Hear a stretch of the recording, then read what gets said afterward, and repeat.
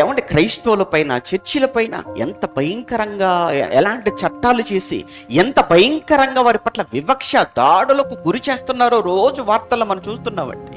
వద్దండి, దేశం అభివృద్ధి చెందదు, దేశానికి క్షేమం కాదు, ఇది మంచిది కాదు. ఇది ఏం చేస్తున్నారండి క్రైస్తవులైన వారు? చెడిపోయిన సమాజాన్ని బాగు చేయాలనుకునే వారే తప్ప నీకు నిజంగా ఈ దేశం పైన, సమాజం పైన, ప్రజల పైన ఏ మాత్రం నీకు చిత్తశుద్ధి ఉంటే, మంచి జరగాలి అని కోరుకుంటే వీళ్ళందరినీ పాడు చేసి సినిమాల కోసం ఏమైనా ఆలోచించగలుగుతున్నావా? వాటిని బ్యాన్ చేయించగలుగుతున్నావా?